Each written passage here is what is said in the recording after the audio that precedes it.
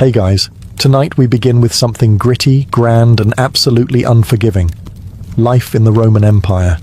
Not as a senator, not as an emperor, no golden laurel crown, no marble baths. Tonight, you're not Julius Caesar. You're just you. Dropped, unprepared, into a world of sandals, sewage, and state-sponsored crucifixion.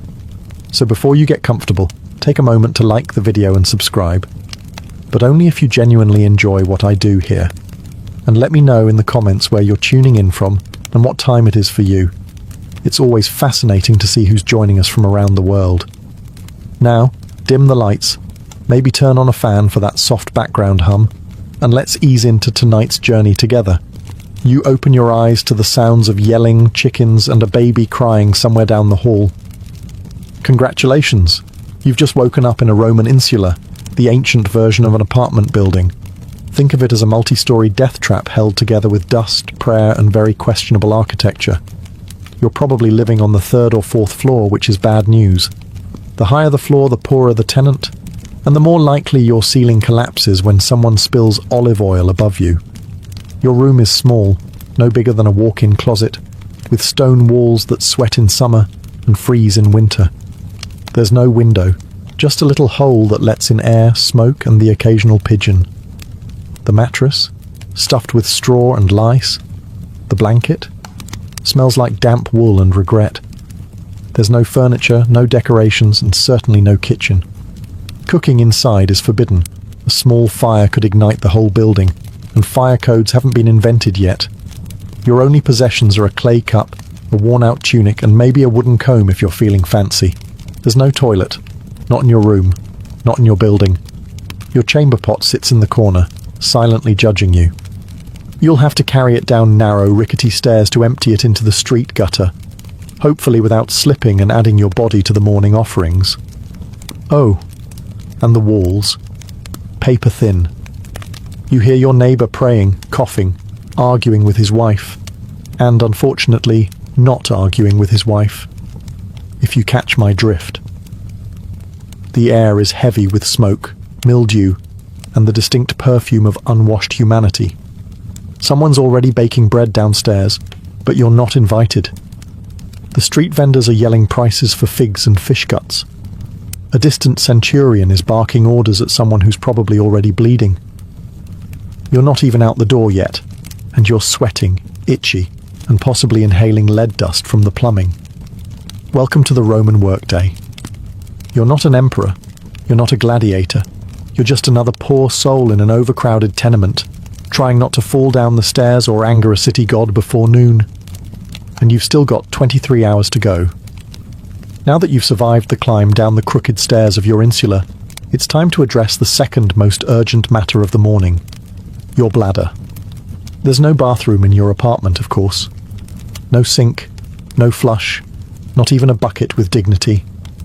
Instead, you shuffle down the street, chamber pot in one hand, modesty in the other, toward the nearest latrina, Rome's version of a public restroom, and calling it public is generous. It's a social club for strangers who don't mind making eye contact while doing their business. You arrive to find a long stone bench with holes cut into it. Beneath the bench, a shallow trough flows with water, just enough to carry away the collective shame of the city's lower classes. You sit if you dare, and hope the person beside you doesn't want to chat. Privacy? Not a thing. Doors? Absolutely not.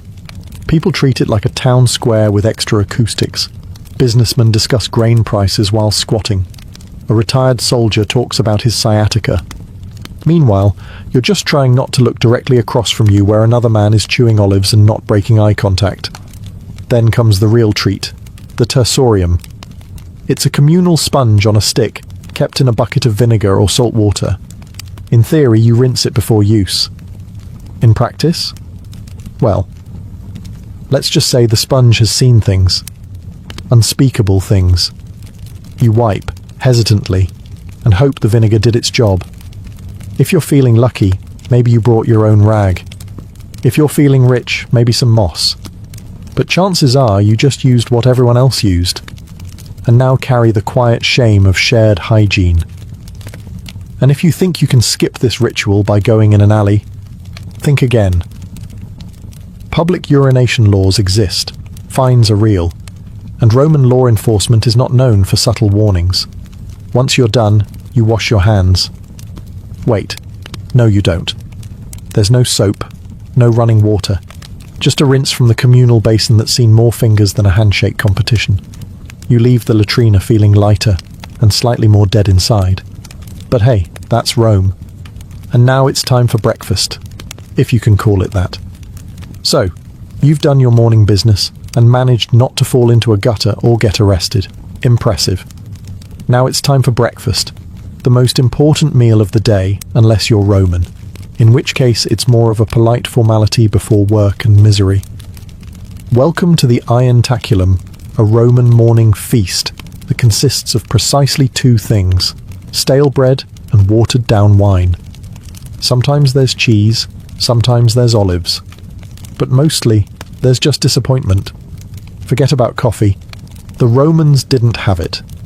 No eggs, no bacon, no pancakes, and certainly no oat milk lattes. Breakfast is not meant to be satisfying. It's meant to not kill you. Your bread is likely panis rusticus, a rough, chewy lump of grain and grit baked yesterday or the day before. It's dense enough to qualify as a weapon and textured like limestone. The wine is diluted because even they knew that being drunk before sunrise in ancient Rome was a bad idea, unless you were a senator. There's no kitchen in your apartment, so you eat this meal standing in the street or squatting beside a fountain, alongside other equally unenthused citizens gnawing on bread like flavourless tree bark. If you've got a bit of oil or a smear of garum, Rome's famously salty fermented fish sauce, then congratulations, you've added aromatic horror to your already bleak meal. If you're wealthy, maybe you get fruit or honey, but you're not. You're a normal Roman citizen, just rich enough to not be enslaved and just poor enough to envy your neighbour's broken jug of goat milk. Sometimes vendors walk by selling hot chickpea fritters or honeyed pastries, and for a moment you feel hope. But you remember your coin pouch is emptier than a gladiator's sympathy, so you bite your bread and pretend it's cake. And this is how the day starts, with carbs, mild dehydration, and a growing realization that you're about to walk 7 miles on Roman sandals with nothing but stale crumbs in your stomach and a buzz from last night's leftover wine. It doesn't get better, because now it's time to go to work. After your hearty breakfast of bread and mild despair, it's time to face the Roman workday. And let's be clear, unless you're a senator, a poet with a patron, or one of the lucky few who inherited land from a dead uncle with no heirs, you are working, and you're doing it hard. You might be a labourer, porter, potter, bricklayer, street cleaner, or if your luck's truly sour, a sewer worker. Rome needs a lot of things: roads, aqueducts, temples, baths, and someone has to build them. That someone, you, with your bare hands, under the sun, wearing sandals that provide all the arch support of a soggy leaf. The Roman workday starts early, very early. The sun is barely up, but the foreman already is, yelling in Latin and waving a stick. If you're late, you're docked a day's pay or worse, beaten, shamed or fired, which in Roman terms means you starve with honour. Your tools are basic. You dig with a shovel made of splinters and prayer, carry bricks on your back, and haul water from a cistern that smells like old socks and ambition. There are no gloves, no helmets, just sweat, dust, and the constant awareness that one slip might crush your spine and your career simultaneously. And if you're a craftsman, good luck. You're competing with hundreds of others selling the same clay pots, sandals, or cheap tunics. Underpricing is common, and quality doesn't matter if a richer citizen decides he doesn't like your face. Even more elevated jobs, like messenger, accountant, or teacher, aren't glamorous. You're either running through Rome's chaotic streets with scrolls under your arm, writing numbers for someone who will forget your name, or trying to teach Latin to a group of senators' children who already think they're gods. Women? They're working too, spinning, weaving, selling vegetables, or managing stalls in the markets, plus raising children, plus managing the household, plus not dying during childbirth, multitasking before it was cool. And after all this, you get a short break for lunch. Maybe. If your supervisor isn't in a bad mood or trying to impress a visiting prefect. So yes, you work, or you die trying. Rome may be eternal, but your back won't be, so you've made it through the morning without fainting or being flogged. Now it's time to navigate the ancient Roman street, a chaotic, crowded gauntlet designed by someone who clearly hated personal space and public health. Picture it. The sun's high, the city's buzzing, and the street is alive. Not in a poetic way, in a literal way. Rats, flies, stray dogs, livestock, beggars, merchants yelling in 6 languages, children running wild, thieves pretending to help old ladies while pocketing your coin purse. It's like Times Square, if Times Square had no plumbing and everyone was carrying a goat. Let's talk infrastructure. Roman roads were engineering marvels, perfectly straight, masterfully paved, and usually overflowing with a blend of urine, spilled wine, vomit, animal waste, and the remains of last night's garum sauce.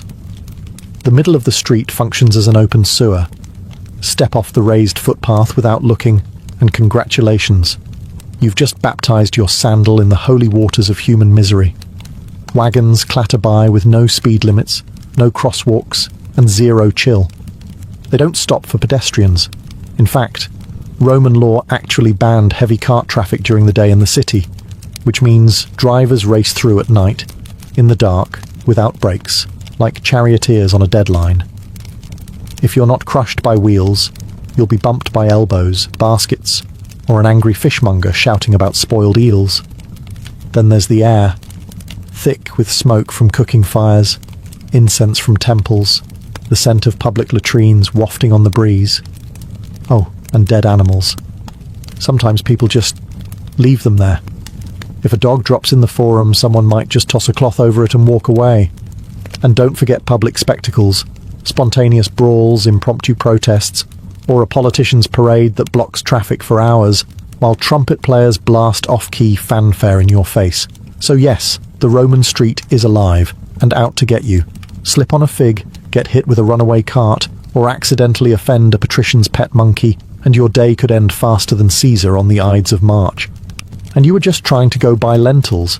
You're sweaty, dusty, and desperately craving a splash of something cold. The good news? You live in Rome, a city renowned for its aqueducts, those magnificent engineering marvels that carry fresh water from the hills straight into the heart of the empire. The bad news? That water doesn't care about you. Unless you're wealthy enough to live in a domus with your own private fountain, you're sharing water with thousands of your closest coughing, sneezing, not washing their hands neighbors. Your options are the public fountains, where everyone fills their jars, washes their feet, and occasionally dunks a child for fun or hygiene. And by hygiene, we mean a wet version of hope. If you want to wash up, your best option is the thermae, the Roman public baths.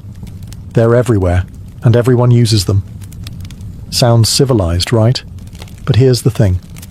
The water cycles through multiple pools with no soap, no chlorine, and very little shame.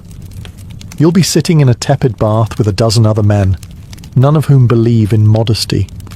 Conversations are loud, political, and occasionally naked. A man might try to sell you socks, while another cleans his ears with a stick. And the water, it's been through everyone. If you were hoping to feel clean, think again. You're marinating in bacteria with a hint of eucalyptus. Also, fun fact, the plumbing system often uses lead pipes. Yes, lead. Romans were obsessed with engineering, but not chemistry. Over time, that convenient indoor plumbing could cause all kinds of delightful side effects like anemia, gout, infertility, and, if you're truly lucky, madness. Want to drink something safer? Wine. Seriously. Water is viewed with suspicion, especially in the poorer districts where contamination from latrines and street runoff is common. So wine is diluted and consumed throughout the day by men, women, and children alike. Because what better way to survive a crumbling empire than with a gentle buzz? So yes, Rome brought water into the city before most of the world knew what a pipe was. But for the average citizen, it's a gamble every time you drink, bathe, or rinse your toes. Enjoy your aqueducts. Just don't trust them. Welcome to the Roman Empire, where pain isn't just a possibility.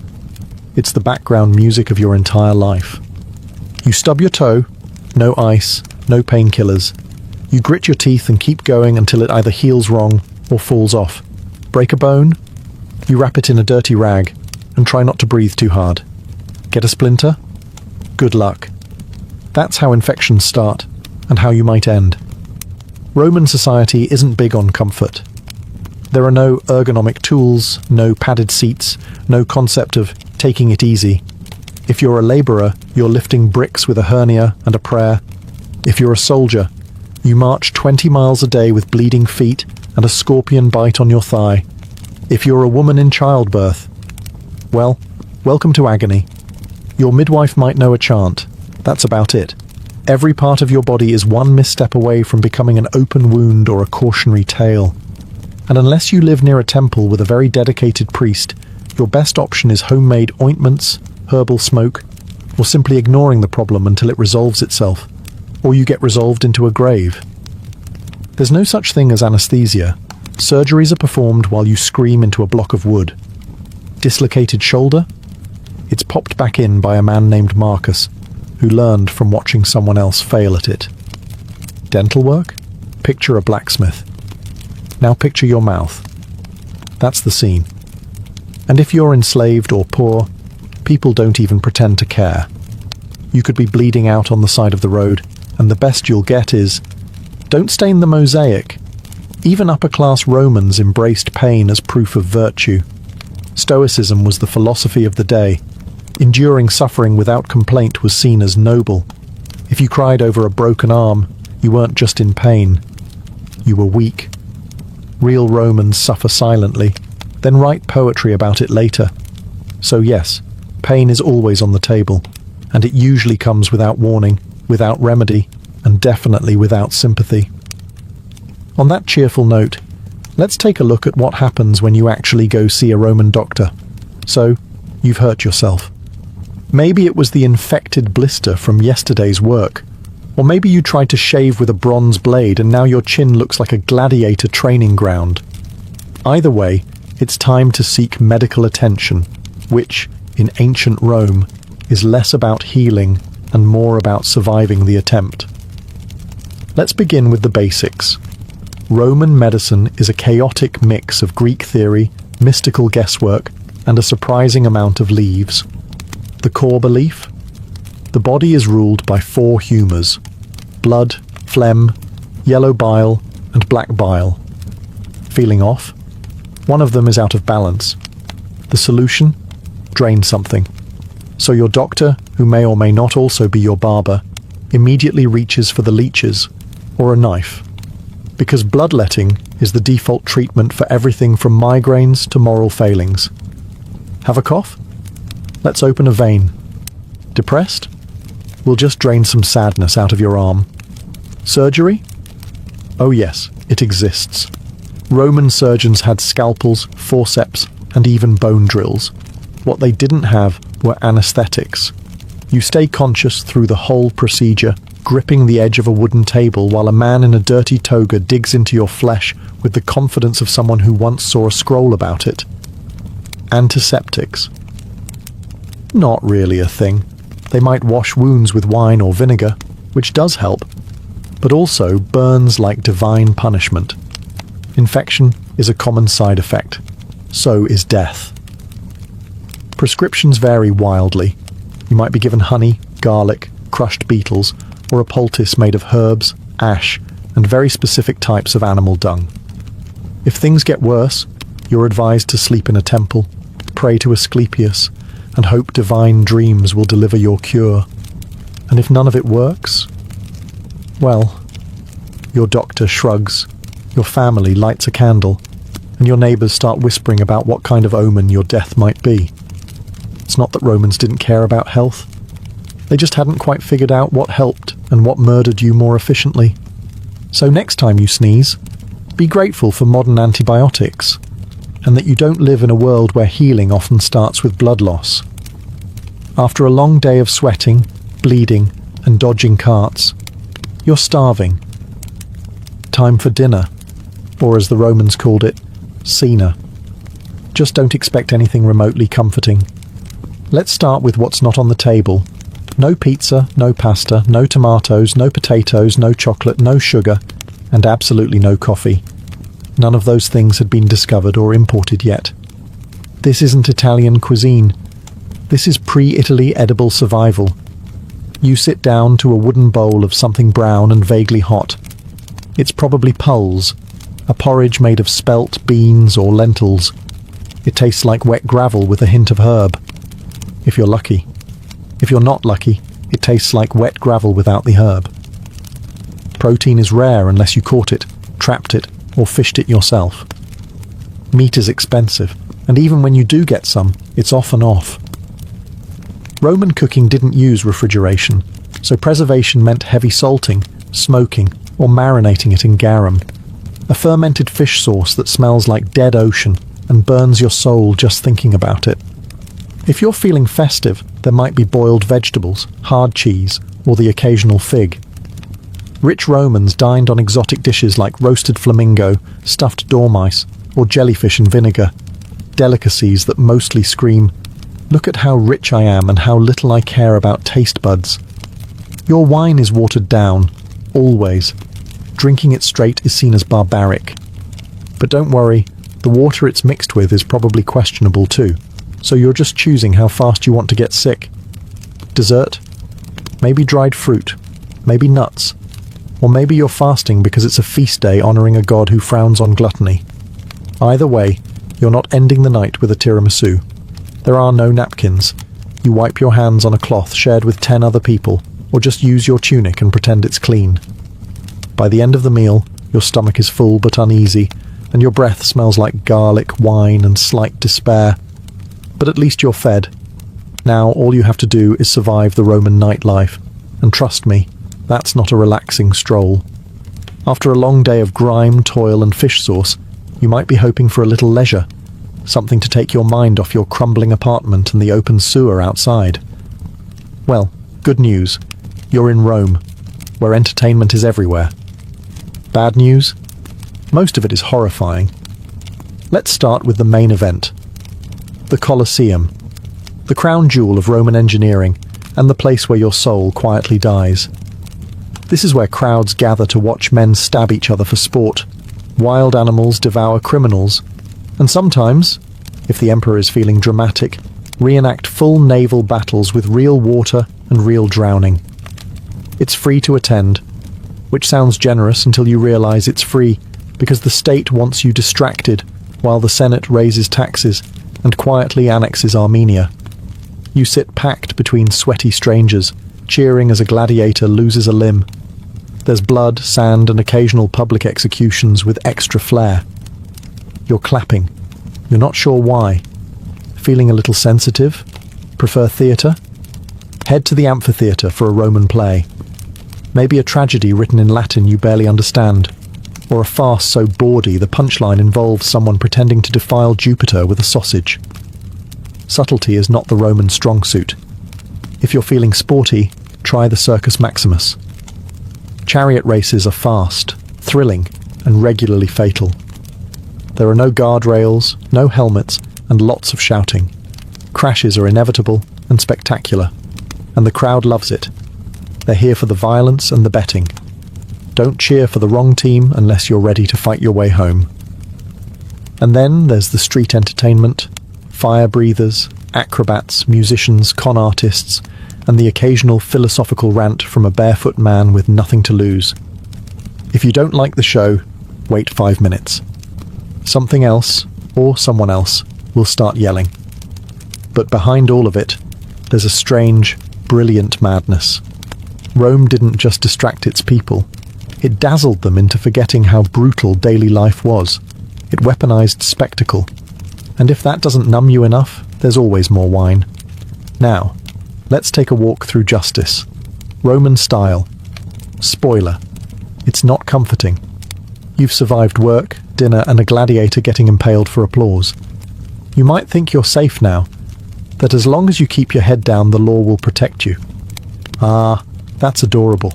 In Rome, the law doesn't protect, it reminds.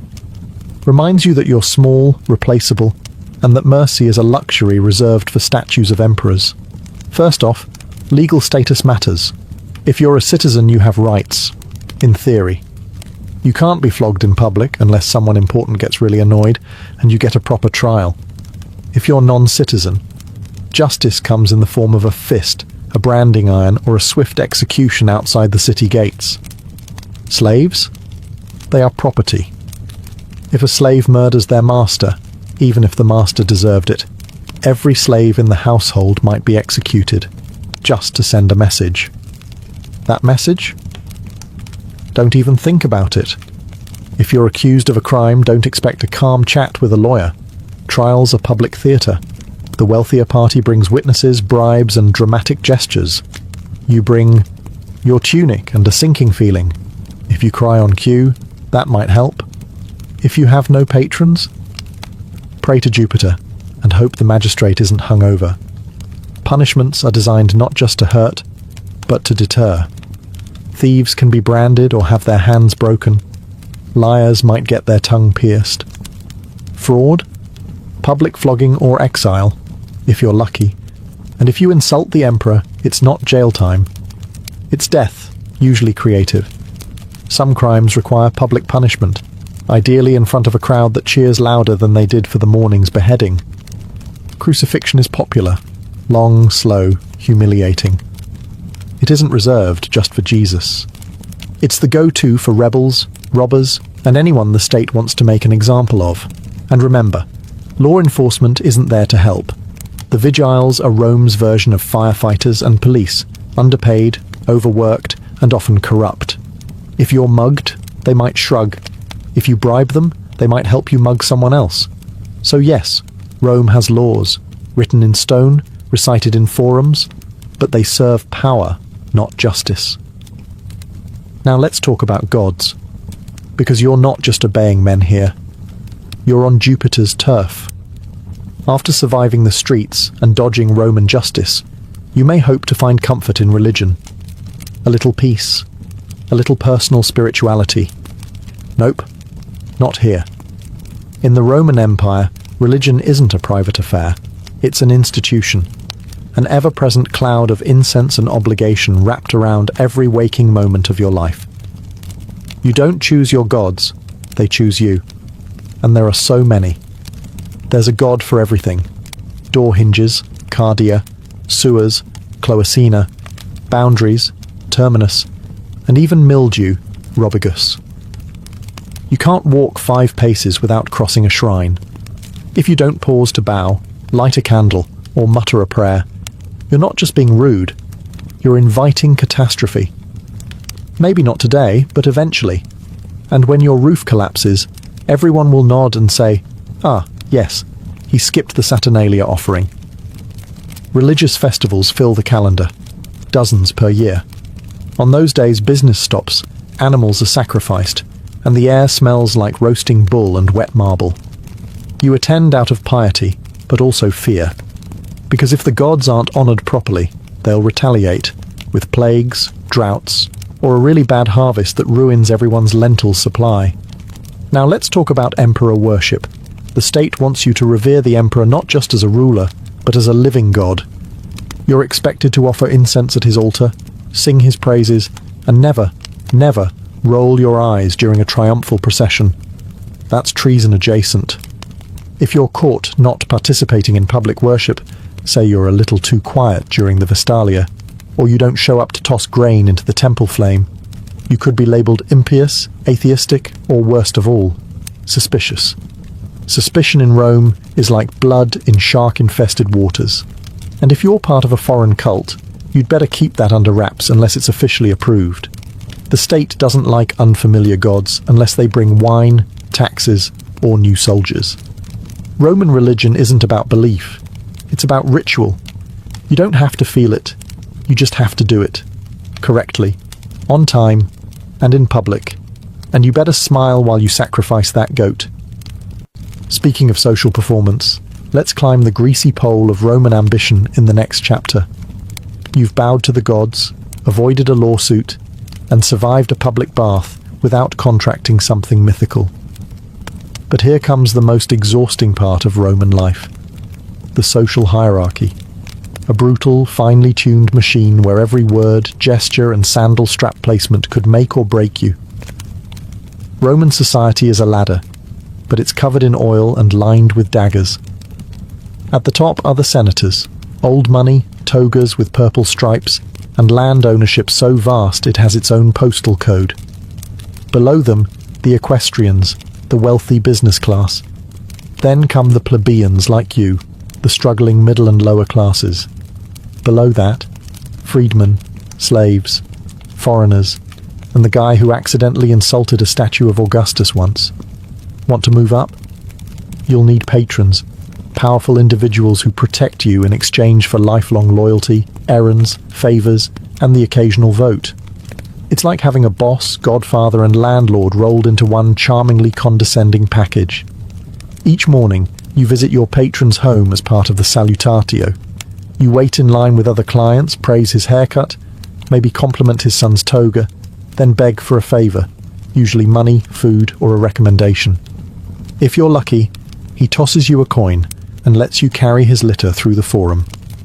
Congratulations, you're now connected. Every move you make is watched and judged. Your clothes must be clean, not fashionable, just clean. Your speech must be proper. Your friends, carefully selected. And whatever you do, don't show ambition. That makes people nervous. If you rise too quickly, others will conspire to knock you back down, socially or literally. Networking is warfare. Gossip is currency. The wrong comment at a banquet can end your career. The right marriage can save your entire bloodline. But you better play it carefully. Love is for poets. The rest of Rome marries for alliances and estate access. And even if you climb high, don't get too comfortable. One bad harvest, one missed ritual, one jealous rival, and it's all over. You won't even hear the dagger coming. Now, the sun is setting. Surely things calm down at night, right? Not in Rome. The sun dips below the rooftops of Rome, and for a fleeting moment you think, maybe now, finally, you can rest. But nightfall in the Roman Empire isn't a time for peace. It's a shift in tone, from noisy and chaotic to dark and downright lethal. First, let's talk about lighting. There isn't any. Unless you're rich enough to burn oil lamps all night, and few are, most people rely on moonlight, memory, and blind hope to find their way through the labyrinthine alleys of the city. If you trip and fall, no one's helping. They might just take your shoes. The Vigiles, Rome's official night watchmen, are supposed to patrol the streets, prevent fires, and stop crimes. In practice, they're overworked, underpaid, and often more interested in napping than heroics. Some are brave, most are bribable, and all of them are outnumbered. Criminals know this. Thieves, muggers, and the occasional bored ex-gladiator roam the shadows, looking for easy marks. If you're walking home alone, you're the easy mark. It doesn't matter who you are. Unless you're armed, fast, or invisible, you're at risk. And then there's fire. Rome's greatest nighttime terror. Insulae, those charming death trap apartments you sleep in, are made of wood and dreams. Cooking after dark is illegal for this reason, but laws mean little to a hungry tenant. A single overturned lamp can reduce an entire block to ash in hours. The Great Fire of 64 CE didn't start itself, but once it did, it raged like Mars in a bad mood. You might think your building is safe, until you smell smoke at midnight and realize there's no organized evacuation plan. You grab your one tunic, your chamber pot, and maybe your dignity, and sprint for your life down a collapsing staircase. And if it's not fire or thieves, it's noise. Drunken parties echo through the streets. Processions for obscure gods parade by with drums and shouting. And if a senator's mistress is upset, everyone within a 3-block radius knows. Sleep in ancient Rome is a luxury. Silence is a myth. And safety? That's reserved for the wealthy, the armed, and the extraordinarily lucky. But hey, morning's almost here. You just have to survive one more night. And then repeat. The sun sets on Rome, and with it you might expect a moment of calm, a breeze, a quiet meal, maybe even sleep. Think again. Rome doesn't go silent at night. It simply shifts into something darker, louder, and more dangerous. The city never truly sleeps. It prowls. Let's start with fire. Roman buildings, especially the tall wooden insulae where the poor live, are tinderboxes waiting for a careless oil lamp or cooking fire to turn them into ash. There's no real fire department, just the vigiles, who are part firefighter, part night watch, part deeply underpaid janitor. They carry buckets and hope.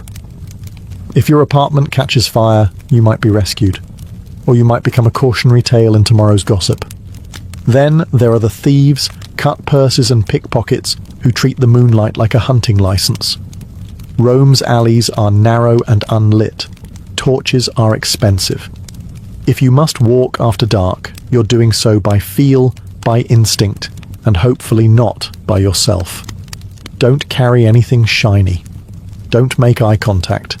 And whatever you do, don't get caught between two drunken gladiators arguing about someone's missing sandal. Speaking of drunk, the city's nightlife is booming. Taverns spill over with cheap wine, loud music, and men shouting bad poetry about Mars and women they'll never impress. Fights break out. Dice games end in blood.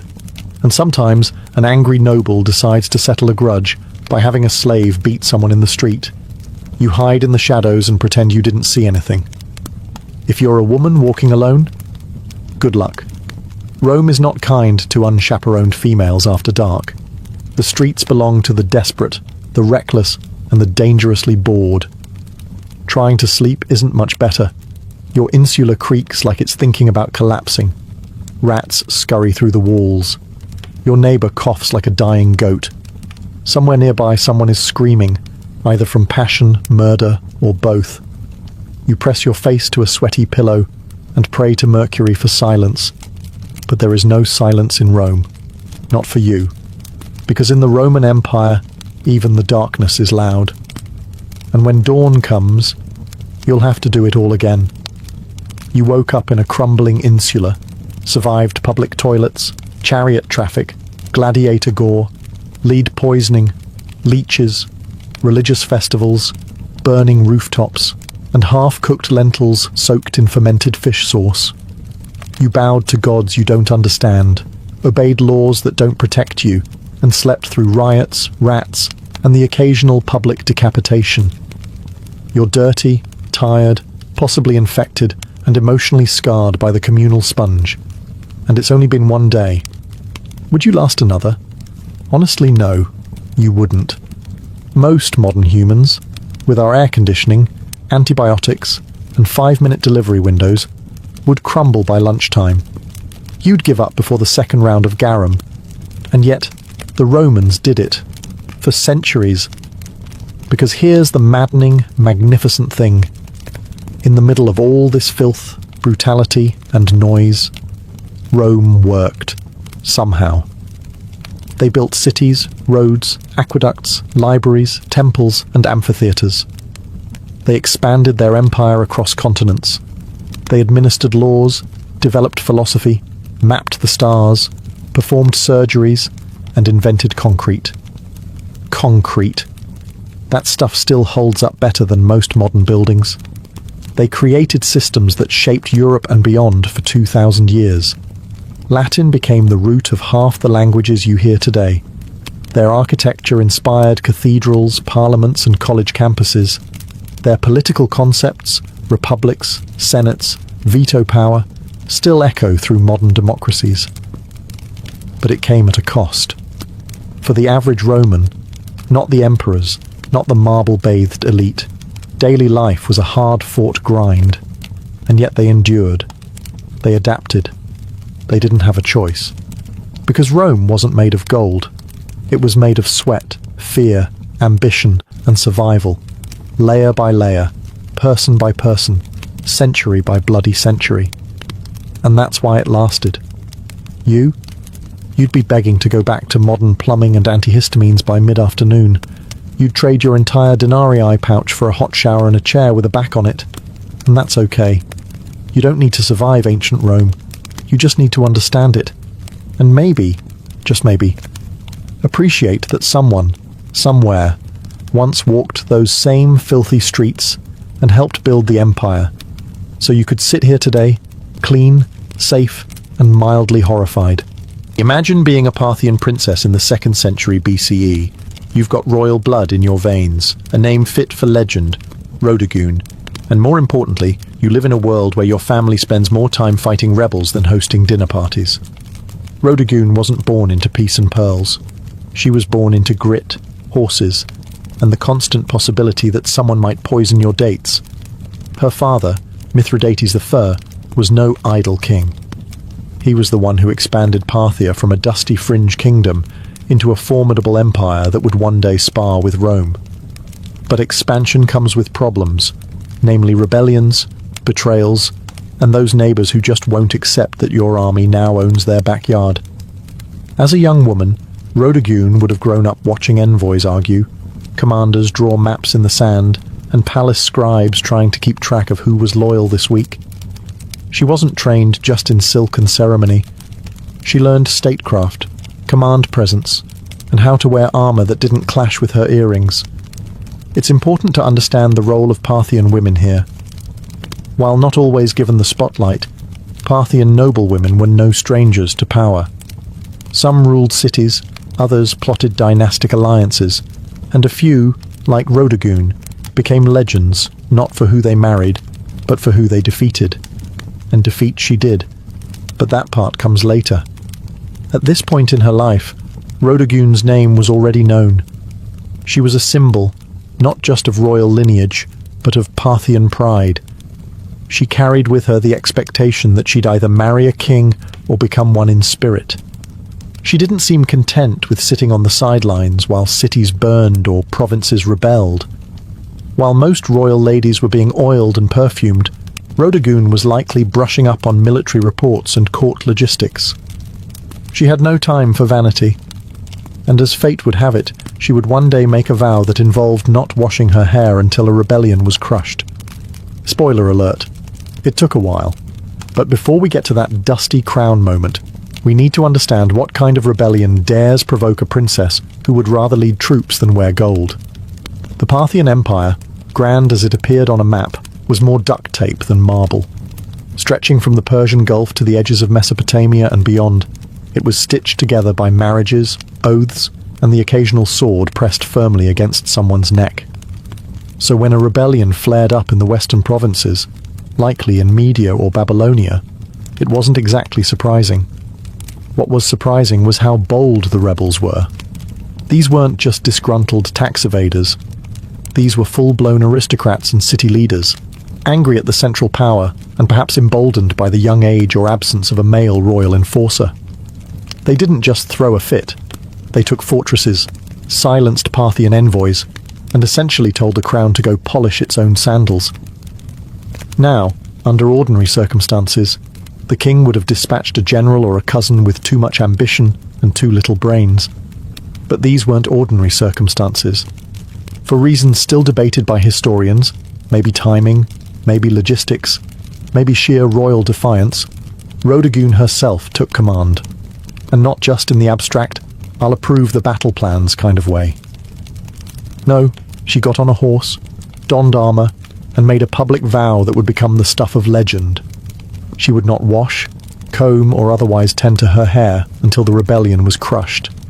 It was bold. It was dramatic.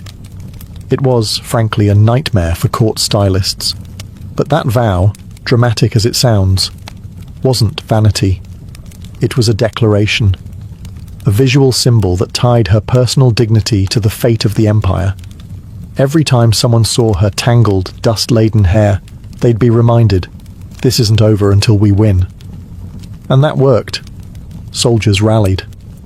The troops didn't just see a princess. They saw a commander who was literally letting her beauty decay with the war.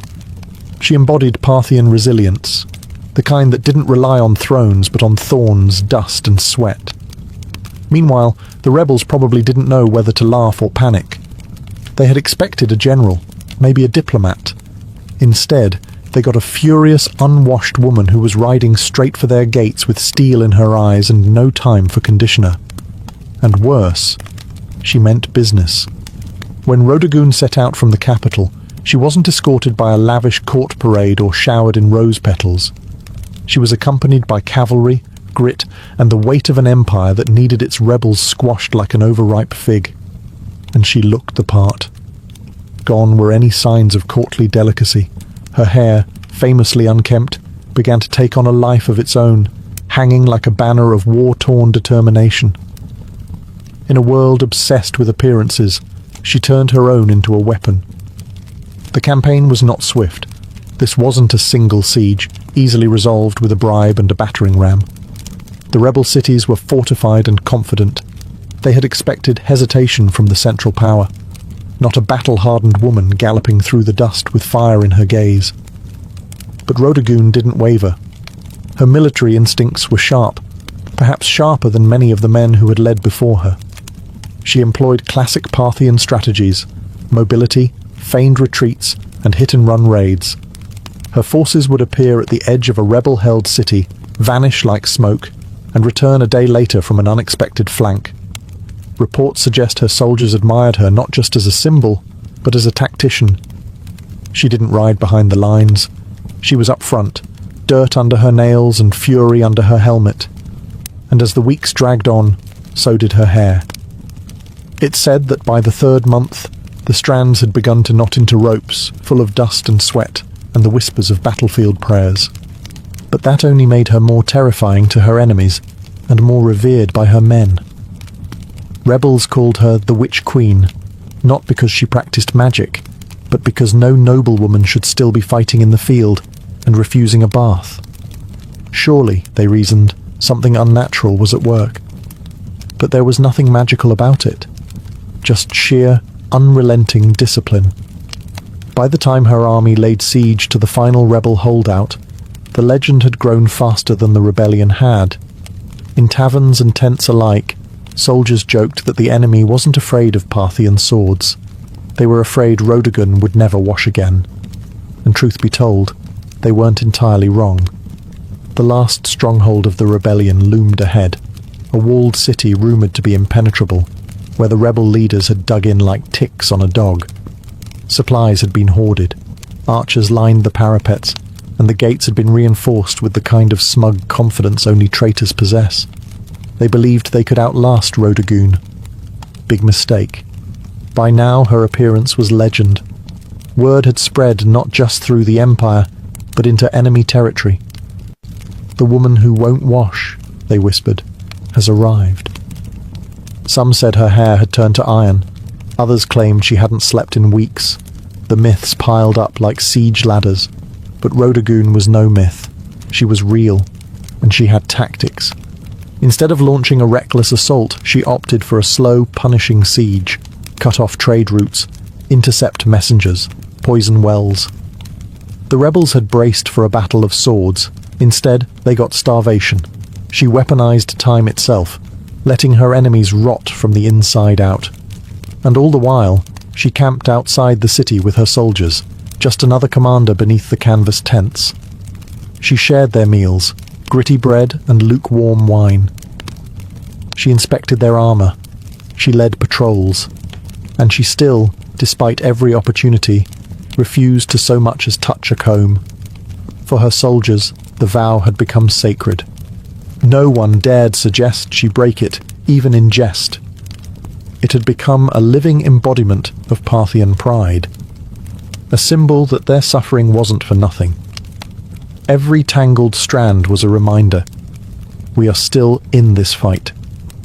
Inside the rebel city, morale crumbled. They had expected to demoralize the enemy by holding out. Instead, it was they who began to wither. Their own commanders began to argue.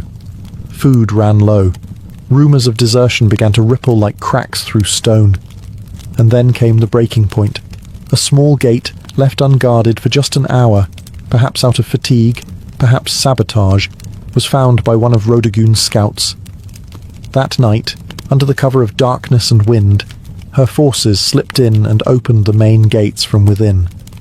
By morning, the city was hers, and Rodagun, face streaked with sweat and ash, stood atop the battlements, unbathed, victorious, and utterly terrifying.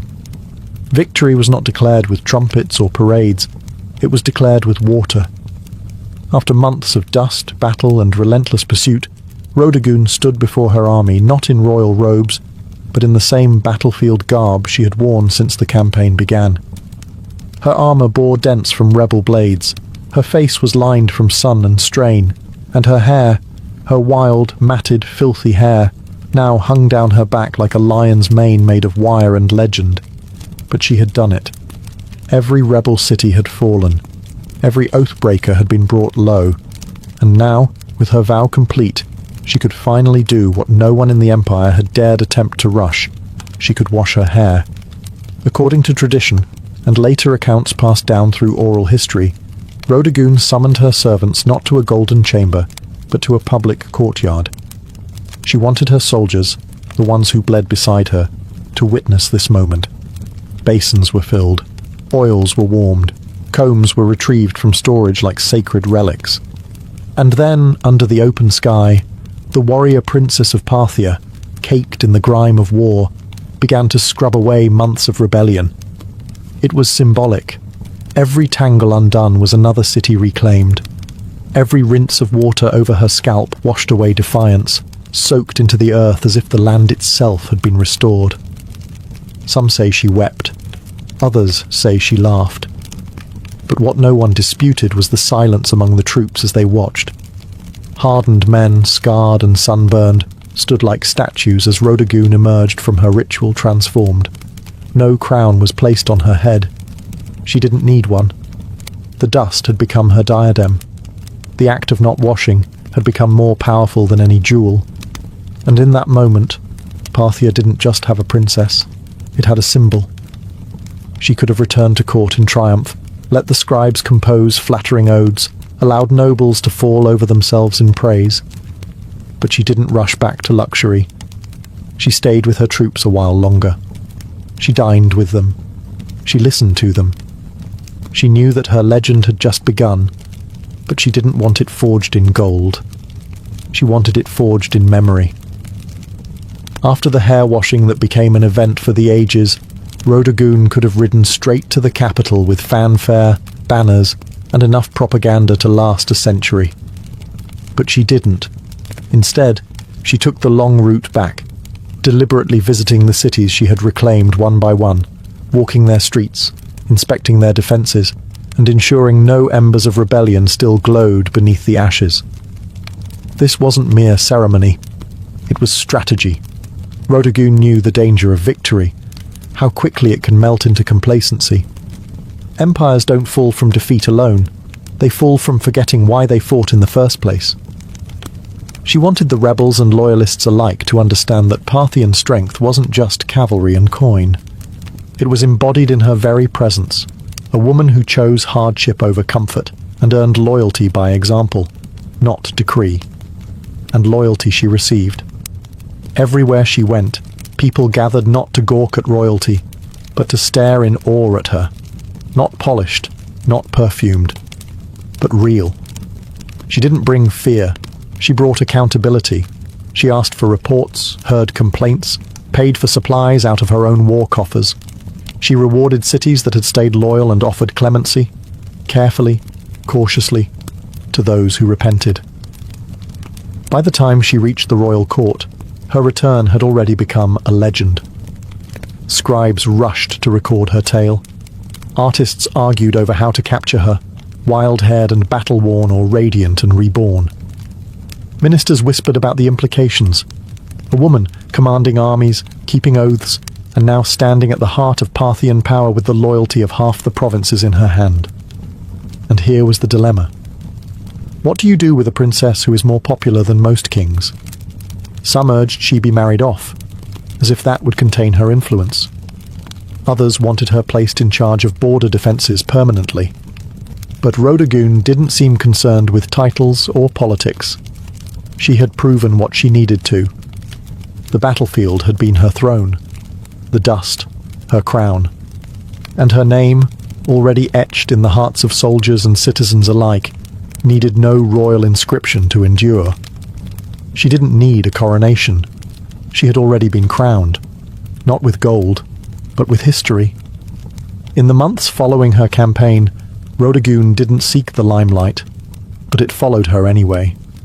She became a subject of poetry, sculpture, gossip, and awe. Not because she demanded it, but because she had earned it. Every soldier who'd fought under her command returned with a tale, and every tale made her larger, more enduring, more untouchable. Yet in the palace halls of Parthia, where politics slithered like snakes behind silk curtains, her silence was unnerving. She didn't boast, she didn't lobby, she didn't ask for titles or lands. Instead, she observed, listened, and understood the real battlefield had only shifted from stone walls to whispered conversations. Even the king, her father or possibly her brother depending on the exact moment in the tangled Parthian dynastic timeline, had to tread carefully. Rhodagoon wasn't just popular. She was respected in a way few men at court could compete with. Not adored for beauty or bloodline, but for leadership, for command. She had turned her vow into policy, her filth into folklore. And yet, the silence she kept was as deliberate as any military maneuver. She didn't tell others what she planned next, because perhaps even she didn't know. For the first time in years, she wasn't fighting. She wasn't commanding troops or outwitting rebels. She was still, and that stillness unnerved many. What does a woman who conquered without a crown do next? One theory among historians is that Rhodagoon used this silence as leverage. Her presence alone, her every quiet nod or glance, forced decisions. Officials hesitated to propose bad policy for fear she'd frown.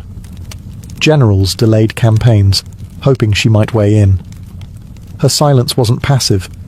It was a tool. She had discovered that not speaking could be more powerful than speaking. And so she remained, a living legend walking the palace corridors, her freshly washed hair braided not just in gold thread but in memory. Her very existence challenged the norms. She had proven that Parthian might wasn't confined to masculine hands. It could ride into battle with tangled hair and return with cities at its feet, and all she had to do now was wait. Because sometimes the greatest move is no move at all. As the years passed, Rhodagoon's name slowly faded from the formal records. Parthian scribes, more eager to elevate kings and dynasties than unruly warrior princesses, began to downplay her campaign. The silence she once used as a weapon now became the excuse for erasure. No grand mausoleum was raised in her name. No epic poem commissioned by the state bore her face on golden scrolls. But that's the thing about true legend. It doesn't need permission to survive. In the outposts where her army had marched, in the villages she spared, her name remained a whispered spell. Mothers told stories of her to their daughters, not as a fairy tale, but as a warning to any man who underestimated a woman with a mission. Soldiers recited her tactics as if they were sacred text. And rebels, well, even decades later, they still spoke of her as if she might ride again from the dust, with hair flying like war banners. There's something profoundly unsettling about someone who breaks every rule of their time and still wins. Rhodagoon wasn't content to be decoration in a court.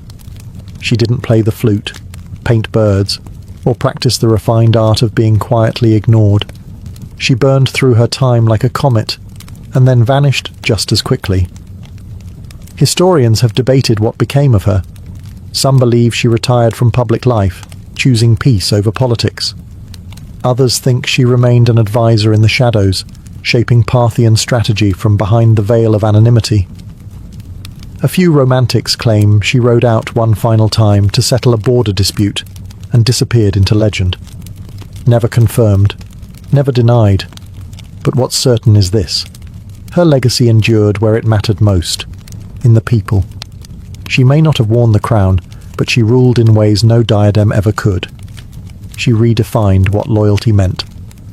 She showed that a vow, even one as strange as refusing to comb your hair, could be as binding as a royal decree, and far more inspiring. And though history books may offer her only a footnote, the dust of Parthia still remembers her, because you don't need a marble statue to be eternal. You just need to keep your vow and win.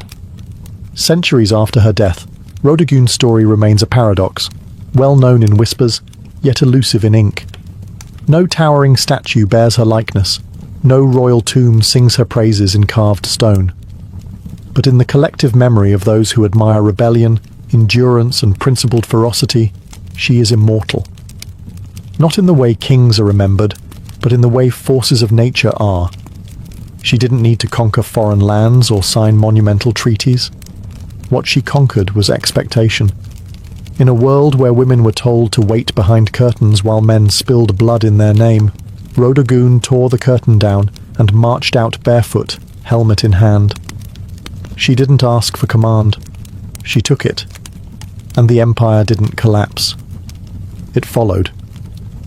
More importantly, she taught her people a lesson that no decree could enforce. That loyalty doesn't come from fear. It comes from seeing your leader suffer beside you. From watching them choose discipline over comfort. From watching them keep a vow longer than anyone thought possible. She wasn't perfect. No legend is. But her story endures precisely because it wasn't polished or clean. It was tangled, muddy, honest, like her hair on that final day of victory. In that filth was dignity. In that vow was a vision of leadership stronger than any title. When her soldiers looked at her, they didn't see a princess. They saw someone who believed in the fight more than her own vanity. And that's the part history couldn't quite erase. Even now, long after Parthia has crumbled and its cities turned to sand, her name returns in moments of resistance. Artists revive her. Writers search for her footprints. A vow not to wash until victory. It sounds absurd to some, but to those who've had to claw their way through injustice, it makes perfect sense. Rodogun was never about glamour. She was about grit. And in the end, it was the dust that crowned her, not gold. Dust. The same substance emperors try to escape in death, yet the very thing she wore like a badge of honor. She was forgotten by kings, ignored by chroniclers, but remembered by the dust. And that's where legends truly live, not in stone, but in soil. Before empires clashed and blood soaked the sand, before kings trembled at her name, Tomyris was simply a daughter of the wind, born to the raw, open steppe. The land she came from was not gilded in marble or echoing with philosophy.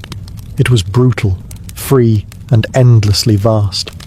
This was the world of the Massagetae, fierce nomadic horse archers who rode like spirits of the plains, their lives shaped by survival, honor, and war.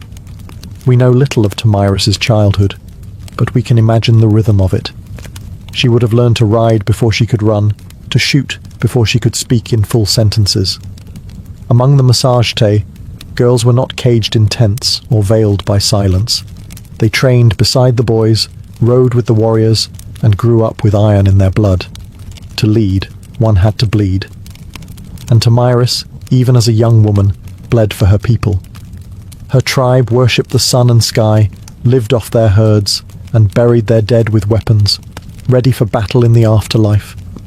They had no cities, no golden temples, but they had pride. And when enemies approached, they met them not with prayers, but with arrows. Tomyris likely came to power after the death of her husband, who may have ruled the tribe before her. But what's certain is that when the moment came, she didn't inherit leadership. She seized it. In a time when most women were considered property, Tomyris commanded an army. She negotiated with kings. She dared to speak as an equal. And if they didn't listen, she made them. She was more than a queen. She was Shahmat, the steppes' checkmate, a war chief in bronze and leather who would soon face the greatest empire on earth. But power, especially for a woman, never comes without consequence. As Tomyris began to solidify her rule, whispers grew louder. Across the mountains to the south, a king was watching. His name was Cyrus the Great, and he wanted more. The stage was set. The steppe wind howled, and Tomyris, daughter of warriors, would soon ride into legend. While Tomyris reigned over the open steppes, far to the south, a different kind of power was rising. Structured, imperial, relentless. Cyrus the Great, founder of the Achaemenid Empire, had already conquered Lydia in the west and Babylon in the south. His banners flew over deserts, mountains and cities where languages changed every few days' ride. But Cyrus wasn't done. He was a builder of empires, and every builder eventually eyes the horizon. To Cyrus, the Massagetæ were a threat wrapped in opportunity. They weren't rich in gold or cities, but they controlled the northeastern frontier, and that meant access to key lands, resources and trade routes. More importantly, the Massagetæ had something no empire could afford to ignore: pride. And pride, in Cyrus's eyes, could be bent or broken. But Cyrus also knew that brute force wasn't always the best first move. He had a reputation for cleverness, diplomacy, and strategic trickery.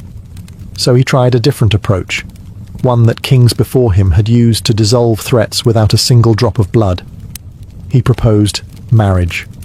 According to ancient sources, notably Herodotus, Cyrus sent envoys to Tomyris offering an alliance through matrimony. On paper, it was a royal match, the great king of Persia and the warrior queen of the Massagetæ. But Tomyris wasn't naive. She saw the proposal for what it was, not an offer of love or partnership, but a calculated attempt to absorb her people without a fight. She declined, and that rejection didn't sit well in the halls of Persepolis. With the diplomatic games over, Cyrus shifted to his favorite language: war. He ordered his army to cross the Araxes River, the natural barrier that separated Persia from the land of the Massagetæ. He was going to take what Tomyris refused to give. But Tomyris was already preparing. She knew the terrain. She knew how her people fought, on horseback, fast and furious. And most of all, she knew Cyrus wasn't just coming for land. He was coming to crush a woman who dared to say no. The world's most powerful king had declared war, but he had no idea what kind of fury he had just awakened on the steppe. Cyrus the Great, master strategist and seasoned conqueror, believed he could outwit Tomyris. He had faced kings, crushed cities, and subdued nations. To him, the Massagetæ were little more than wild nomads with fast horses and no cities to defend. He didn't realize he was stepping into the path of someone just as cunning and far more furious. Tomyris had warned him. After rejecting his marriage offer, she sent a clear message: cross the Araxes River, and you will regret it.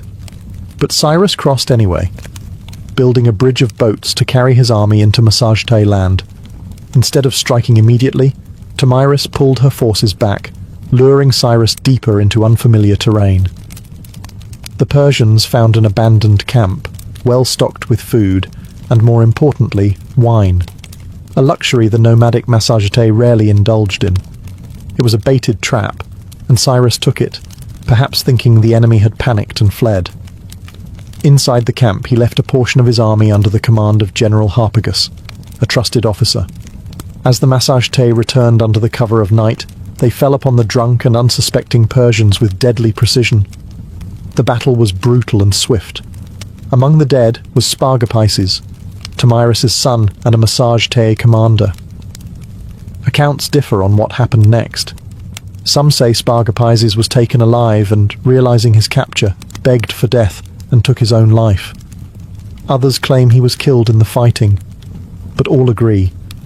When news reached Tomyris, something inside her shattered, and then turned to steel.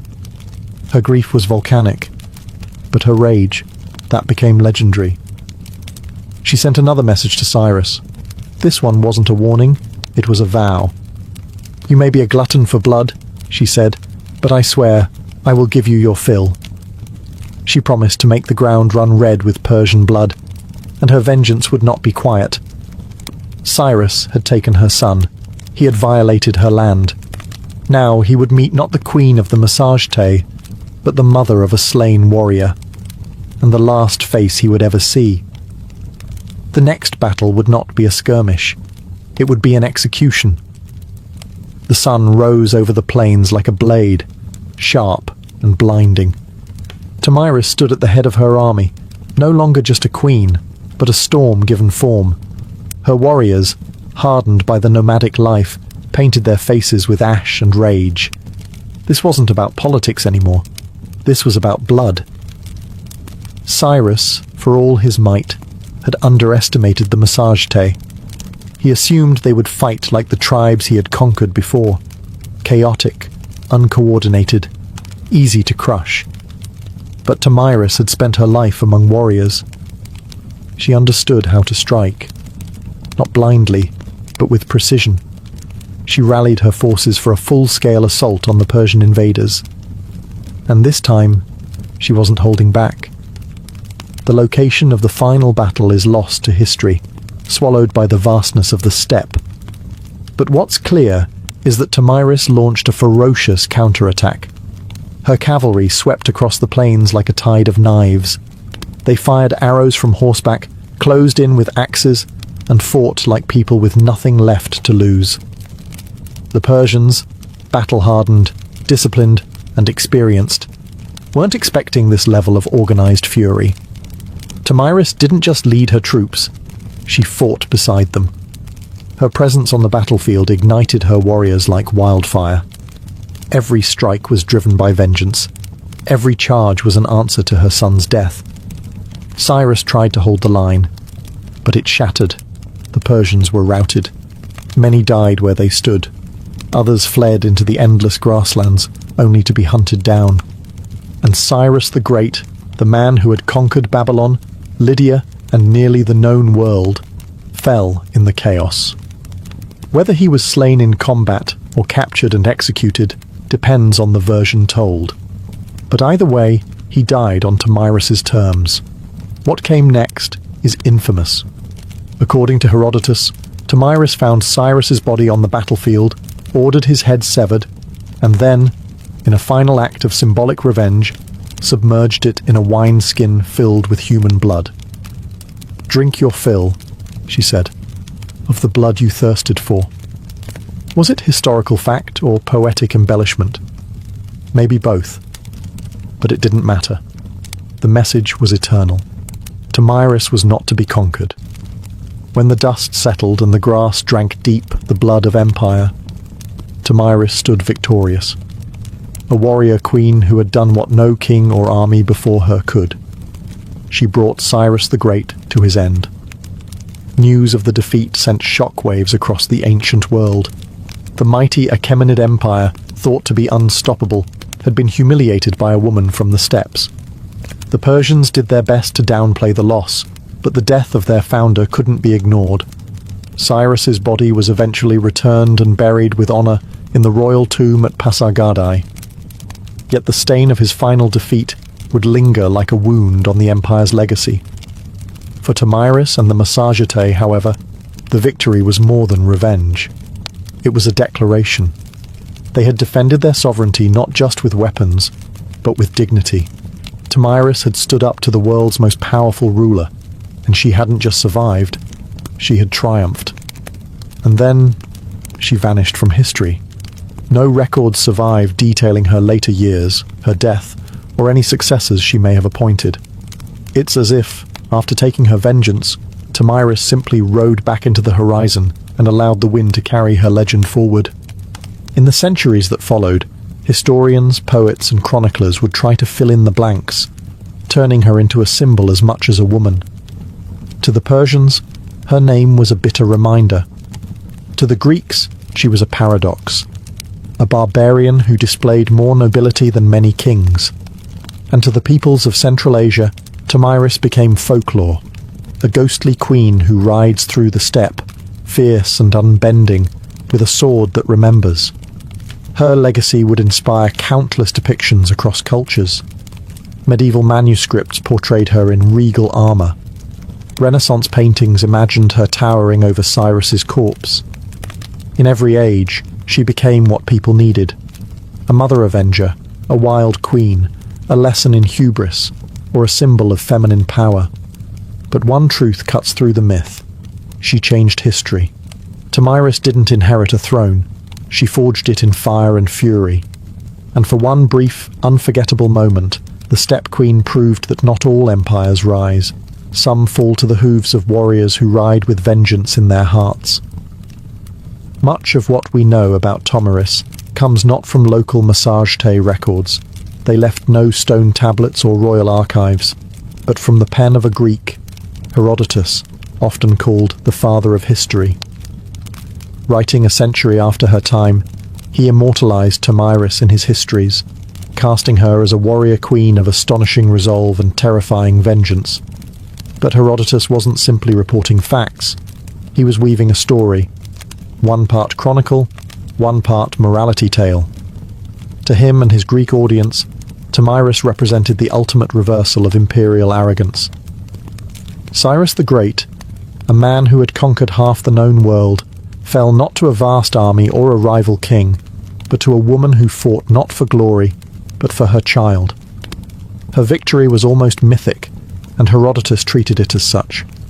He even detailed her grisly revenge: the wineskin of blood, the severed head of Cyrus, and her damning words, "Drink your fill."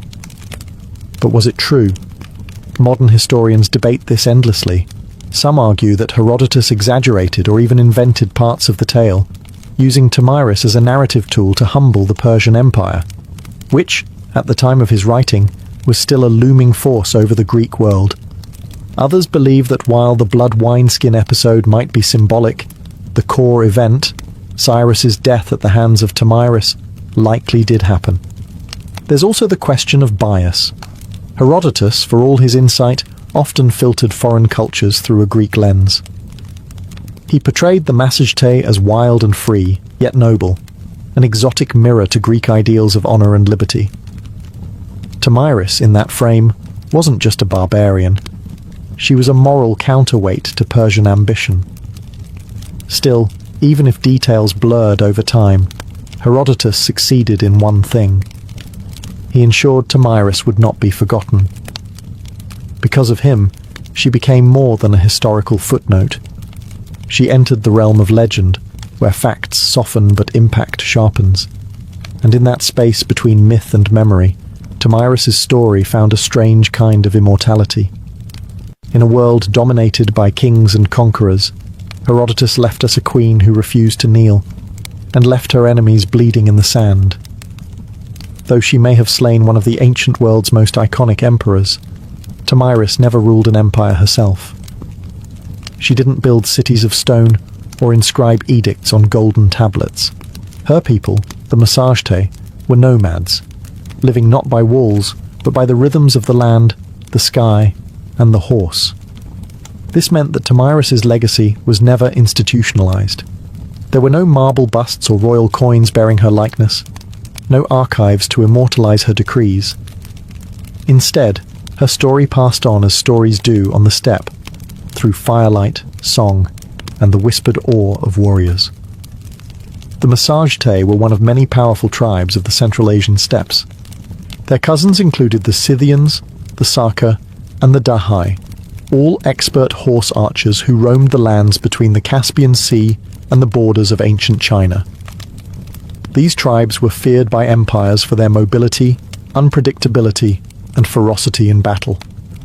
Tomyris, as a female leader among them, was rare, but not entirely unique.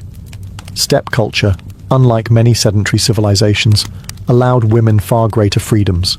Women rode, hunted, fought, and even led. Among the Scythians, graves of female warriors, buried with weapons, armor, and horse gear, have been found by archaeologists, confirming that the stories of fierce steppe queens were more than just legend. Tomyris stood at the pinnacle of that tradition. Her power didn't come from inheritance or religion. It came from respect, grit and sheer capability. She was a unifying force among scattered clans, a political leader and a military commander in a landscape where survival meant riding faster, shooting better, and fearing nothing. But because the massage tale left no monuments, Tomyris became a kind of phantom queen, her name echoing only in the writings of outsiders and in the oral traditions of the steppe. To the Persian scribes, she was a warning, to the Greeks, a marvel, and to her people, likely a memory carried in bloodlines and battle songs, a ghost who rode with them across the plains. Empires may rise and fall in stone, but the stories of the steppe live on in the wind. And Tomyris, fierce, grieving, and unbroken, became its voice. Centuries passed, and the empires that once surrounded the Massagetae rose and crumbled. Cyrus's successors built Persepolis, fought Alexander the Great, and faded into the dusty footnotes of time. But Tomyris? Her legend endured, not in the palaces of kings, but in the hearts of those who refused to bow. Across Central Asia, she became more than a queen. She became a symbol of female strength, of resistance, of the untamed spirit of the steppe. In many ways, Tomyris embodied a kind of defiance that transcended geography. She was not Roman, not Greek, not Persian, and so her story belonged to no empire. That made her dangerous and inspiring. In the medieval Islamic world, chroniclers occasionally mentioned her name, reshaped by language but never quite forgotten. In some versions, she was praised for her justice and vengeance. In others, she was seen as a savage queen, a reminder that power in the hands of a woman could be both glorious and terrifying. By the time the Renaissance rolled around, European artists rediscovered her tale through the writings of Herodotus. Painters depicted her in elaborate armor, standing triumphantly over Cyrus's lifeless body. In one dramatic painting, she holds his severed head aloft like a trophy, blood-soaked and victorious. It was theatrical, yes, but also political. These artists were fascinated by the idea of a woman who didn't just survive in a man's world, she won. In the 19th and 20th centuries, Tomyris became a nationalist icon in regions like Kazakhstan, Uzbekistan, and Turkmenistan. Poets and educators reclaimed her as a historical heroine, proof that the roots of Central Asian identity were fierce, proud, and deeply feminine. Her name appeared in textbooks, statues, and even military ceremonies. A woman who had once ruled on horseback with a bow in hand was now riding once more, through memory and myth, through rebellion and pride. In a world that still wrestles with the idea of powerful women, Tomyris remains a challenge. She wasn't perfect, saintly, or tame. She was decisive, brutal when necessary, compassionate only to those who deserved it. She was resistance in human form, and the blood of empire on her hands was a crown she wore without apology. History tends to favour the builders of monuments, the writers of laws, the kings who carve their names into stone. Tomyris did none of these. She left no empire behind, no palace to excavate, no royal seal to decipher, and yet her name still lives. Not because she ruled forever, but because she refused to be erased. She stands as a contradiction to how history often remembers women, not as helpmates or footnotes, but as forces of destiny. Tomyris didn't beg for recognition. She took it with blood and fire. She didn't ride behind a king. She rode against one, and won. Her story is retold in classrooms from Central Asia to Europe, not simply because she killed Cyrus the Great, but because she dared to defy him. She wasn't defending an empire. She was defending freedom, a freedom that rode on the backs of horses, that hunted with hawks, that slept under the stars. A freedom that could not be neatly drawn on a map. Today, her statues rise from Kazakhstan's capital cities, and her face adorns coins and textbooks. To modern Central Asians, she is a mother of nations, a link to a pre-Islamic, pre-Soviet, proudly nomadic past, a reminder that their identity wasn't born in submission, but in the cry of battle and the gallop of horses. In a world still divided by power, by gender, by memory, Tamiris is a beacon, not just because she killed a great king, but because she taught us something even greater. That dignity is not given, it is seized. That sometimes leadership looks like a mother grieving her son and refusing to let the killer walk away. We often wonder why some names survive while others vanish. Tamiris survived because she was unforgettable. Because in a time when women were expected to disappear into the tents of men, she rose, blade in hand, fury in heart, and carved her story into the flesh of history. Empires fall, statues crumble, but legends ride, and somewhere, in the whispering winds of the steppe, a queen still gallops, unbroken, undefeated, and utterly unforgettable. In ancient Egypt, beekeeping wasn't a hobby, it was a state-sponsored science with divine approval. Long before modern apiaries, Egyptians had already developed an organized mobile system for managing bees and extracting honey. By 2400 BCE, beekeeping was depicted in detail on the walls of tombs in the sun-drenched necropolises of Saqqara. It wasn't just about harvesting honey, it was a sacred practice embedded in agriculture, medicine, religion, and even the afterlife. The Egyptians used horizontal clay tube hives, typically stacked in rows and laid on their sides. These were nothing like modern wooden boxes. They looked more like terracotta drain pipes, and they were carefully designed to be relocated seasonally. As the Nile's floodwaters receded and flowers bloomed along its banks, hives were moved up and down the river to follow the nectar flow. This transhumance method was incredibly advanced for its time, almost like ancient GPS for bees. Beekeepers used clay or stone pipes to blow smoke into the hives, calming the bees before honey extraction. Without protective suits, these keepers had to rely on careful timing, experience, and a fair bit of courage. Honeycombs were removed gently, and the honey was collected not just for food, but for medicine, mummification, and sacred rites. Honey was considered a gift from the gods, a divine substance associated with Ra, the sun god. According to Egyptian myth, bees were born from the tears of Ra as they fell to earth. This wasn't poetic fluff. It shaped how the Egyptians treated bees, as messengers between the mortal world and the divine. Honey was used in temple offerings, funerary rituals, and even as a currency in trade. It also had a prominent role in medicine. Ancient papyri list honey as a key ingredient in over 500 remedies, mixed with herbs, wine, or milk to treat wounds, infections, and gastrointestinal issues. Its antibacterial properties were known, even if the science wasn't.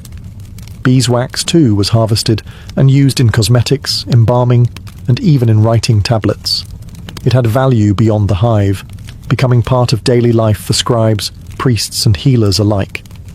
In Egypt, the hive wasn't just a source of sweetness, it was a symbol of balance, healing, and celestial order, carefully cultivated under the watchful eyes of both humans and gods. While Egypt gave beekeeping structure and sanctity, ancient Mesopotamia gave it something equally vital: laws. The cradle of civilization didn't just master irrigation, writing, and city building, they also knew the value of honey and the importance of protecting its production. Though Mesopotamian beekeeping wasn't as visually celebrated as in Egyptian tombs, its traces are found in cuneiform tablets and legal codes, suggesting a quietly sophisticated practice.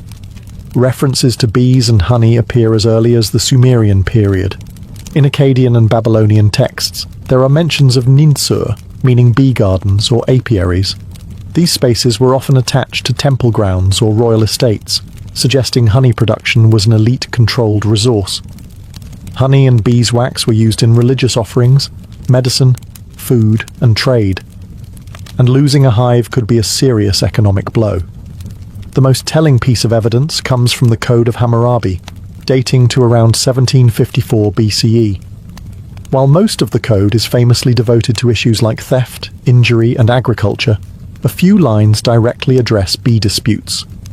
If someone allowed their bees to swarm into another man's field, and the bees caused damage, they were liable. If honey was stolen, restitution had to be made, sometimes in the form of silver or replacement jars. In a world where almost everything was counted in grain, the fact that honey warranted its own legal protection speaks volumes. Mesopotamians also understood bees as more than just insects. Some texts describe them as divine messengers, even linking them to Ninurta, the god of agriculture and war. Beeswax, in particular, was valued for sealing documents and creating ritual figurines. It was both practical and mystical, part of both bureaucracy and magic. Though the exact design of Mesopotamian hives isn't fully preserved, scholars believe they may have used mud brick or woven basket hives, similar to early Levantine styles. These would have been kept in shaded gardens or rooftops, protected from the harsh summer heat. Mesopotamian beekeeping was less about worship and more about structure, regulating resources, ensuring fairness, and maintaining the economic balance of a society where even a bee sting might end in litigation. Here, the hive was not just a biological wonder. It was a microcosm of order, law, and the civilizing impulse itself. In the rugged highlands of Anatolia, long before the Greeks took center stage, the Hittites were quietly mastering the art of beekeeping, and they weren't treating it like a backyard hobby. To the Hittites, bees were sacred agents of purity, messengers between realms, and essential to both agriculture and the spiritual health of the kingdom. Unlike Egypt and Mesopotamia, where beekeeping was a blend of science and economics, the Hittites took a more ritualistic approach. In religious texts from the 14th and 13th centuries BCE, bees are mentioned not just as producers of honey, but as active participants in purification rites. One famous Hittite ritual text describes a ceremony in which a bee is summoned to go and remove the evil, the impurity, and the wrath of the gods. The bee is then released, not killed, a rare show of mercy in ancient rites, suggesting a deep reverence for the insect. The Hittites valued honey for its taste and its sacred utility. It was used in libations, sacrificial offerings, and anointing rituals, often combined with wine, milk, or grain. Honey wasn't just consumed, it was poured, burned, and blessed. It served as a medium between human intention and divine reception. In terms of practice, evidence suggests the Hittites used clay or woven hives, likely stored in protected enclosures near temples or royal estates. Though the archaeological record is sparse, parallels with neighboring Levantine and Syrian traditions hint at portable tube-like hives, possibly made from straw and mud, stacked and managed much like those in Egypt. Beekeepers in the Hittite world likely operated under temple control, their work deeply embedded in seasonal festivals and state rituals. Honey was not a mere commodity. It was a tool of diplomacy, healing, and spiritual cleansing. The bee, small and unassuming, held symbolic weight that far exceeded its size. The Hittites also contributed a vital piece to the global understanding of bees. They recognized bee migration. Some surviving texts describe the seasonal behaviors of swarms, linking blooming patterns with honey flow, an insight that shows how closely they observed their environment. In Anatolia, the hum of the hive wasn't background noise. It was a sacred frequency, vibrating through the bones of gods and kings alike. The ancient Greeks didn't just study bees, they admired them, feared them, and modeled society on their mysterious order. To the Greeks, the hive was more than a place of honey. It was a living metaphor, a model for the ideal city-state, a symbol of divine order, and a source of endless scientific curiosity. Greek beekeepers advanced the science of apiculture with a blend of practical knowledge and philosophical flair. Unlike earlier civilizations that used stationary clay hives, the Greeks developed movable terracotta hives with removable lids and sections. These allowed easier access to the honeycomb without destroying the colony, an early step towards sustainable harvesting. They also mastered the art of smoke control. Using ceramic bellows and clay smokers, they would puff smoke into the hive entrance, sedating the bees before honey extraction.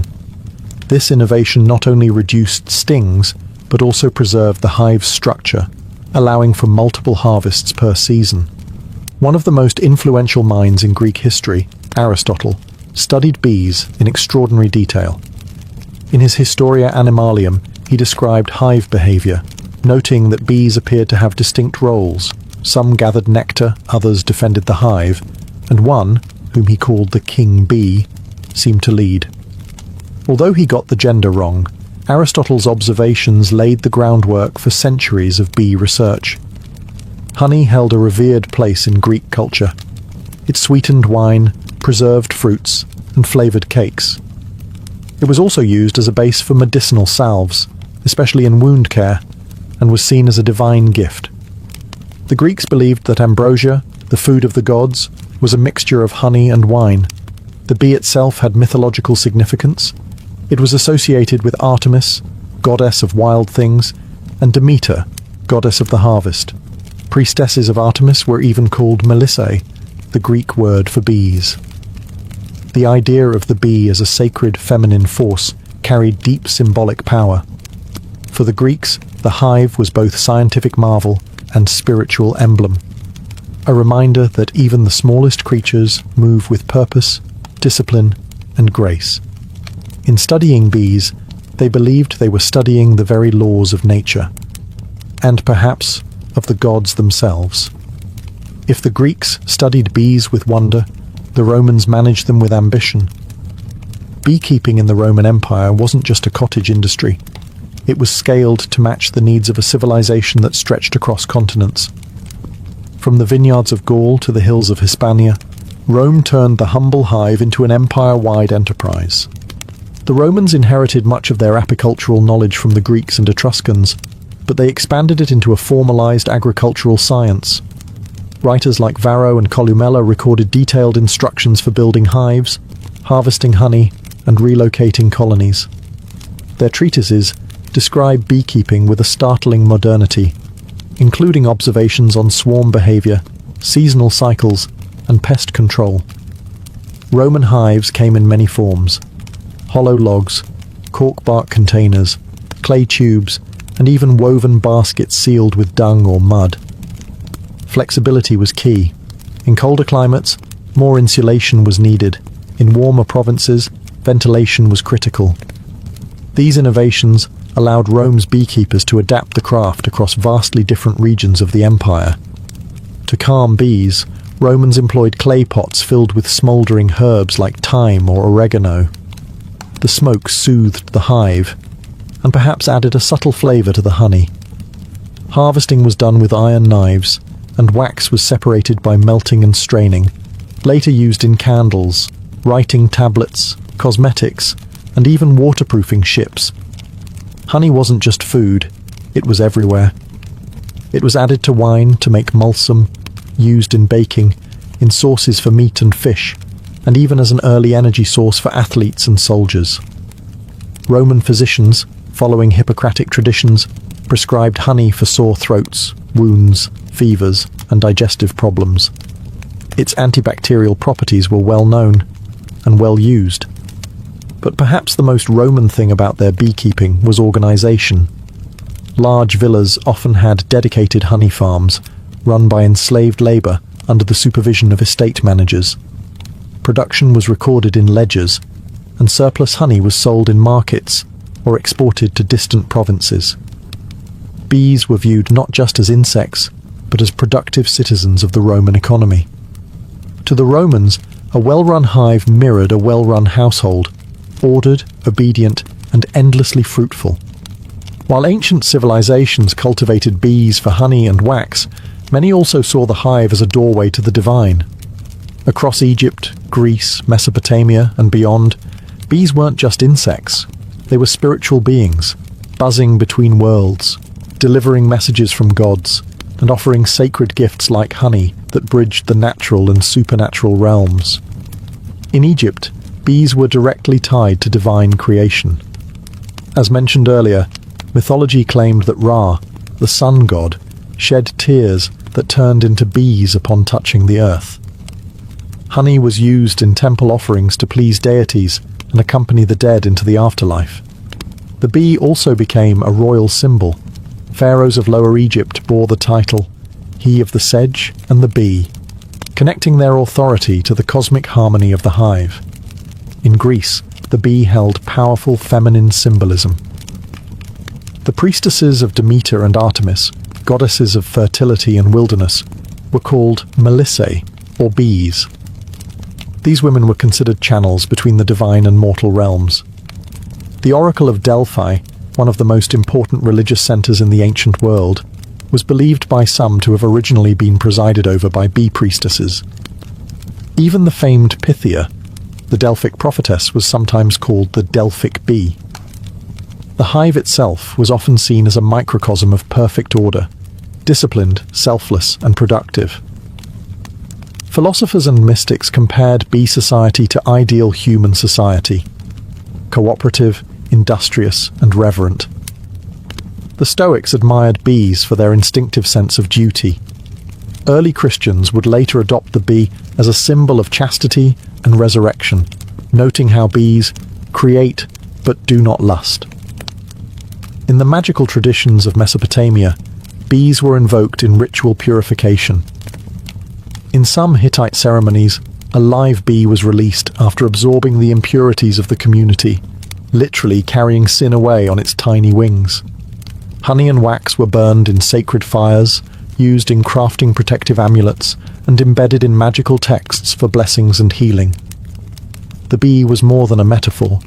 It was a bridge. A creature that lived in nature's hidden spaces, made golden food without killing, and stung only in defense. To ancient peoples, bees weren't just miraculous, they were mystical. To the ancient world, honey wasn't just delicious, it was divine medicine. Long before bacteria were discovered, people instinctively knew that honey could clean wounds, soothe coughs, and preserve the body. It wasn't magic, though it often felt like it. It was chemistry, centuries ahead of its formal explanation. In Egypt, honey was a cornerstone of ancient medicine. Medical papyri like the Ebers Papyrus, circa 1550 BCE, list honey in over 500 prescriptions. It was mixed with milk, figs, garlic, and herbs to treat everything from eye infections to digestive problems. When paired with animal fat or resin, it was applied as a salve to burns and cuts. Doctors knew that wounds treated with honey healed faster and resisted infection, likely due to honey's natural acidity and hydrogen peroxide content. The Greeks followed suit. Hippocrates, the father of modern medicine, prescribed honey for respiratory problems, ulcers, and fatigue. He used honey mixed with vinegar to create oxymel, a tonic used to clear phlegm and reduce fevers. Greek athletes drank honeyed water to boost stamina during Olympic training, believing it restored strength quicker than wine or water alone. In India, the Ayurvedic system held honey, madhu, in high regard. It was classified by taste, source, and medicinal potency. Ayurvedic texts warned against overheating honey, but endorsed it as a treatment for indigestion, colds, wounds, and even poison. It was also used in religious rituals, offered to gods and consumed during sacred fasts for both spiritual and bodily cleansing. The Romans, too, believed in the medicinal power of honey. Pliny the Elder recorded dozens of remedies involving honey in his natural history. It was a base for ointments, gargles, and laxatives, and even used to treat the wounded after battle. Honey mixed with poppy juice was given as a sedative. Roman surgeons kept it on hand to dress wounds and reduce inflammation. Beeswax had its place in medicine too, as a base for plasters, balms, and even dental fillings. Its malleability and resistance to decay made it ideal for sealing and preserving. In short, honey in the ancient world wasn't just sweet, it was life-saving. It healed the sick, preserved the dead, and symbolized purity. It was the pharmacy of the gods, delivered by the wings of bees. Ancient beekeepers were more than farmers. They were innovators, engineers, and keen observers of nature. Across civilizations, they developed specialized tools and methods that allowed them to manage bee colonies effectively, harvest honey sustainably, and even protect themselves from the bees' defensive stings. One of the most important innovations was the design of the hive itself. The Egyptians popularized the use of horizontal cylindrical clay hives essentially large terracotta tubes stacked in rows. These hives were durable, portable, and mimicked natural cavities where bees thrived. Similarly, the Greeks and Romans used terracotta and woven basket hives, some with removable lids to allow access to honeycombs without destroying the colony.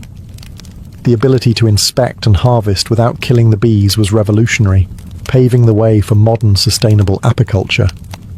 To safely extract honey, ancient beekeepers employed smoke to calm the bees. The Greeks invented clay smokers and bellows, designed to direct smoke into the hive's entrance. The smoke masked alarm pheromones released by guard bees, reducing their aggression. Romans refined this by burning fragrant herbs such as thyme or oregano, which soothed the bees and possibly imparted subtle flavors to the honey. Harvesting tools varied. Wooden or bronze knives were used to slice combs carefully. Sometimes, honeycombs were pressed to extract liquid honey, and wax was melted and filtered for later use. Beekeepers often wore minimal protection, relying on experience and careful technique to avoid stings. Suits and gloves were millennia away. Ancient texts reveal that beekeepers also observed bee behavior meticulously. They understood swarm cycles, seasonal patterns, and the importance of moving hives to optimize nectar collection. Some cultures practiced transhumance, relocating hives to follow flowering plants' bloom, similar to modern migratory beekeeping. Additionally, honey storage was a crucial aspect of ancient beekeeping. Egyptians used sealed ceramic jars to store honey, protecting it from moisture and spoilage. Honey's remarkable shelf life was well known, sometimes lasting centuries sealed within tombs. Even the relationship between humans and bees was carefully managed. Rituals were performed to appease bee spirits or gods, ensuring cooperation and avoiding misfortune. This spiritual care was as vital as the physical tools in maintaining a productive hive. In all, ancient beekeeping was a blend of craftsmanship, natural science, and reverence. The tools and techniques they developed set foundations that still influence modern apiculture. The ancient practice of beekeeping laid the groundwork for a relationship between humans and bees that continues to this day. Far from a simple agricultural activity, early beekeeping was an art and science that influenced medicine, religion, economy, and ecology across civilizations, shaping the way we understand nature and sustainability. From the Nile Valley to the hills of Anatolia, from the temples of Greece to the farms of Rome, ancient beekeepers honed methods to protect and sustain their colonies. Their innovations in hive design, smoke use, and seasonal management allowed for sustainable honey harvests, a practice crucial for both survival and trade. The respect they showed for the bees' life cycles helped foster a model of harmony between humans and nature. Their understanding of honey as a medicine informed the early pharmacopoeias of Egypt, India, and Rome, influencing healing practices that persist in traditional medicine worldwide. Honey's antibacterial and preservative properties became the foundation for wound care and remedies, while beeswax shaped early technologies in cosmetics, art, and construction. The symbolic and spiritual meanings attributed to bees and honey in ancient cultures also endure. Religious rituals honoring bees and honey continue in various traditions, reflecting humanity's ongoing fascination with the hive as a metaphor for order, cooperation, and divine blessing. The idea of bees as messengers between worlds or symbols of resurrection permeates art, literature, and folklore across centuries. Moreover, the ancient practice of migratory beekeeping, moving hives to follow floral blooms, is echoed in modern commercial apiculture, essential for crop pollination and global food production. The innovations of ancient beekeepers helped set the stage for today's awareness of bees as vital pollinators and the environmental challenges they face. Despite technological advances, the core relationship remains unchanged. Humans depend on bees for food, medicine, and ecosystem health, and bees, in turn, have shaped human culture, economy, and spirituality since the dawn of civilization.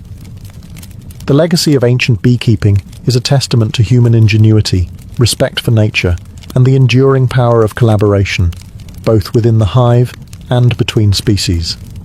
It reminds us that even the smallest creatures can inspire science, faith, and survival.